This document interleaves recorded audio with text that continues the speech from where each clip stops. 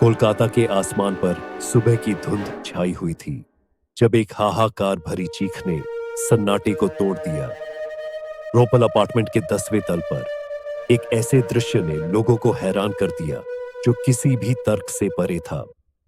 एक शव हवा में लटका हुआ था।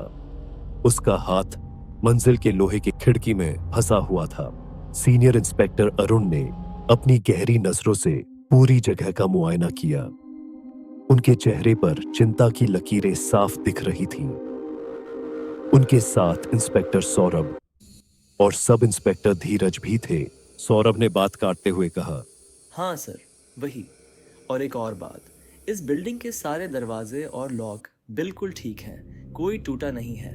सर, इस फ्लोर पर फ्लैट नंबर 704 में श्वेता रहती है। वो टीवी एक्ट्रेस। दीपक ने जानकारी दी, लेकिन आज सुबह से उनका कोई अता पता नहीं है। शव के पास से मिला एक कोड और 1000 का नोट टीम को और भी उलझन में डाल रहा था।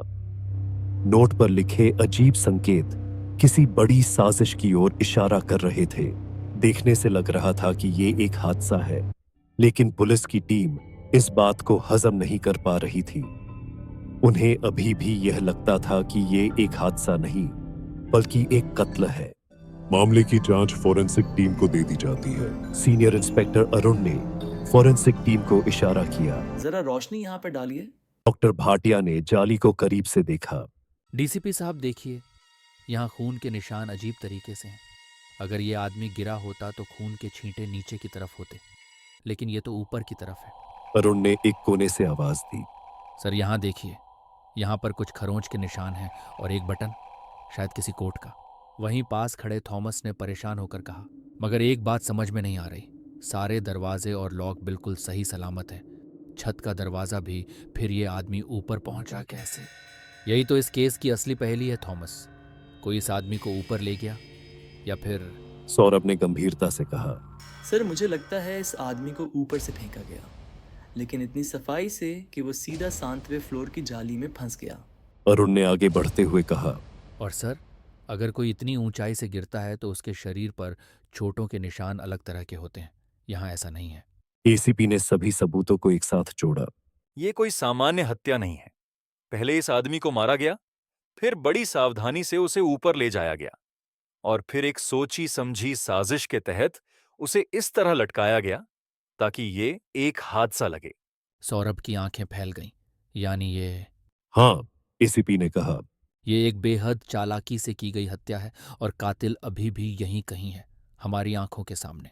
इसके बाद फॉरेंसिक टीम ने कोड और 1000 रुपये के नोट पर लगे अजीब संकेतों को हल करने के लिए अपने साइबर एक्सपर्ट डॉक्टर भाटिया की मदद ली।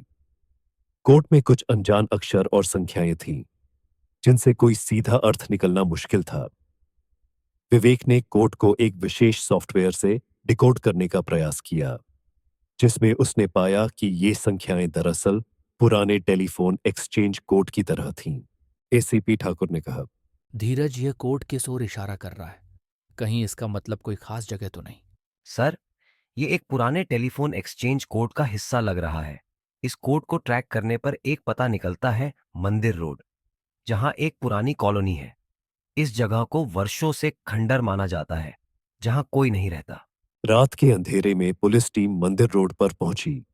चारों तरफ टूटे फूटे मकान और जंगली झाड़ियां थीं, मानो यह जगह सालों से वीरान पड़ी हो। सौरभ ने कहा, एसीपी साहब, यह जगह देखकर अजीब लग रहा है। कातिल अगर यहां से जुड़ा है तो हमें हर कदम पर चौकस रहना होगा। जांच शुरू करते ही अरुण ने एक पुराने मकान के दरवाजे पर ताले के निशान देखे, लेकिन ताला टूटा हुआ था। अंदर जाने पर उनकी नजर फर्श पर पड़े खून के धब्बों पर पड़ी, जो ताजे होने के संकेत दे रहे थे। अचानक सौरभ को कमरे के कोने में कुछ कागजों का ढेर मिला, जिनमें कुछ फटे हुए नोट्स और तस्वीरें थीं। तस्वीरों में श्वेता के साथ एक व्यक्ति खड़ा था। सर ये देखिए, ये तो अर्जुन की तस्वीर है। वो बहुत बड़ा बिजनेसमैन, और इसके पास श्वेता भी है। लगता है उनकी जान पहचान पहले से थी। तो अर्जुन और श्वेता का कोई गहरा रिश्ता था, या शायद श्वेता को अर्जुन के किसी राज का पता चल गया था और वो आदमी जो फ्लैट के 10वें फ्लोर पर मरा हुआ मिला था, आखिर कौन था? इन सब सवालों का जवाब आपको नेक्स्ट पार्ट में मिलेगा। जानने के लिए हमारे चैनल को सब्सक्राइब करें और कमेंट में बताएं आपको क्या लगता है आगे क्या होगा।